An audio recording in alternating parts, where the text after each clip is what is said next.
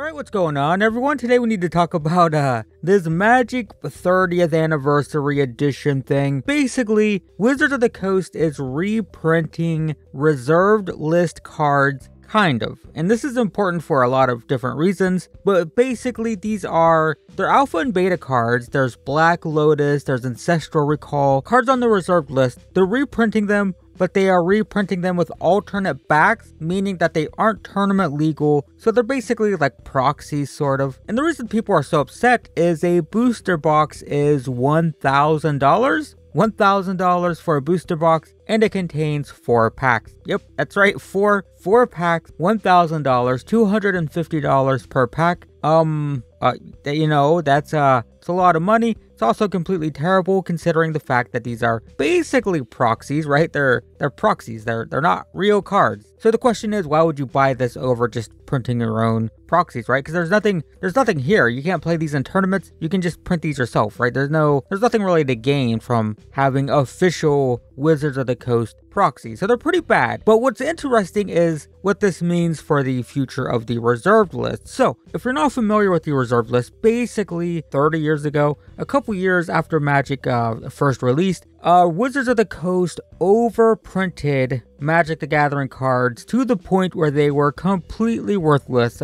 People's collections were worthless. People's decks were worthless. Local game stores had boxes that no one wanted because all the cards were worthless. So Wizards of the Coast went into damage control mode and announced the reserved list, which was basically a list of cards that they promised to absolutely never reprint ever for any reason. Now, they did reserve the right to release them on Magic Online digitally. They also reserved the right to print non-tournament legal cards like they're doing now, but basically never going to reprint those cards. And the problem with that is the reason legacy decks, for example, are like $5,000 to build a legacy deck is because they contain reserved list cards and they can never be printed again. So what's out there is out there, and that's just it. So it's very difficult to get your hands on reserved list cards unless you're willing to pay, hundreds of dollars per copy, which makes formats like Legacy and Commander somewhat inaccessible, or at least it gives a pay-to-win advantage to those who are willing to pay that kind of money for a card, or for those who don't allow proxies. Of course, proxies fix the problem, but yeah, reserve list it was a necessary thing at the time, but now it's just a burden on players, really. Now, what's interesting is even though Wizards of the Coast reserved the right to release non-tournament legal variants of the cards, they never have. In fact, they have stated publicly that they were not interested even in printing like alternate versions. Like in the past, we had gold bordered cards, which were not tournament legal, but they were reprints of the cards. We had those in the World Championship decks decades ago. It was like 20 years ago. It's been a while. It was back in the early 2000s, but they haven't done that in a very long time, and they have stated that they aren't interested. So to see this now is fascinating. It's really, really weird. And even though the product is terrible, it is a terrible product, I'm intrigued where this is going to go, because I'll tell you what this reminds me of. It reminds me of the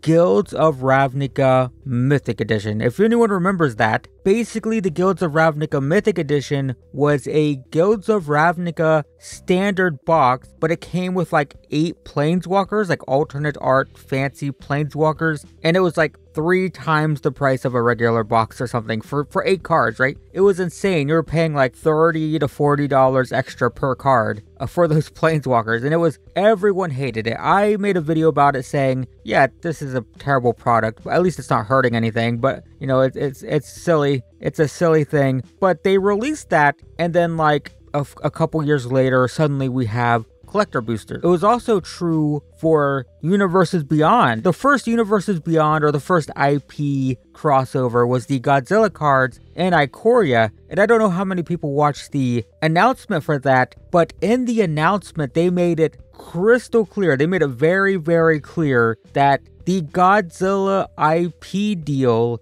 didn't impact the development of the set. They were adamant that they were already deep into the set when the deal came through, and they just made skins, and I guess it just so happens that the set was about giant kaiju monsters attacking human cities. So that was just a coincidence, of course. So the point is, they tried very hard, and they made it very clear that hey, it didn't impact our development of the set. It's just a brand deal that came along while we were in the middle of it. That's what they said. And then like less than a year later, we have Universes Beyond announced. We have not only tons of IP crossovers, but mechanically unique ones that impact Commander and Legacy, and then entire modern legal Lord of the Rings sets, right? So they went from, yeah, sure, this is an IP crossover, but it didn't impact the development of our set, to we're building entire sets around other people's IPs and their modern legal. So this feels kind of like that, where it's like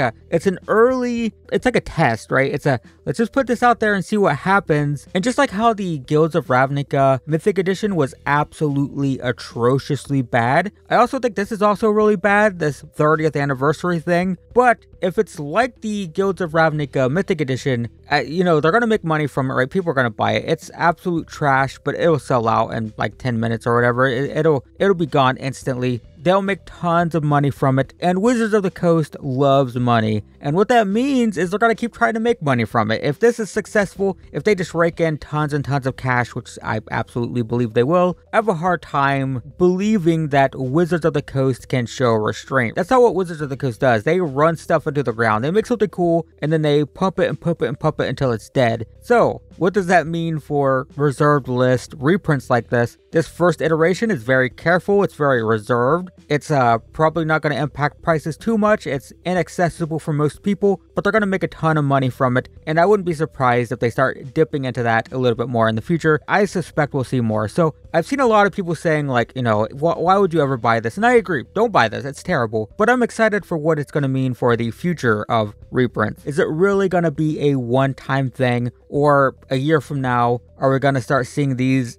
put into boosters? Are we going to be opening packs with a like 1 in 100 chance to get like a non-tournament legal Black Lotus in the token slot, right? Because it's a token, right? It's a token. It's a not tournament legal fake card. It's a proxy, but could you not just make a token Black Lotus and put it into packs? And my suspicion is, yeah, at some point, if this is successful, and it will be, even though it's overpriced and terrible, it'll make a lot of money. They'll do it again. They'll do more, and they'll overdo it. And that could be good for Legacy and Commander players in the future, because even though the cards aren't tournament legal, who cares, right? There's no tournaments. There's no official tournaments. Tournaments don't matter. You're not playing in tournaments when you play Commander. Even most Legacy tournaments are unofficial, so who cares? You can use proxies in Legacy tournaments if they aren't DCI sanctioned tournaments, and there aren't those anymore. So there are no official tournaments to worry about, because Wizards of the Coast doesn't host them, and no one cares anymore. So if they start printing these, as we see on the screen, but in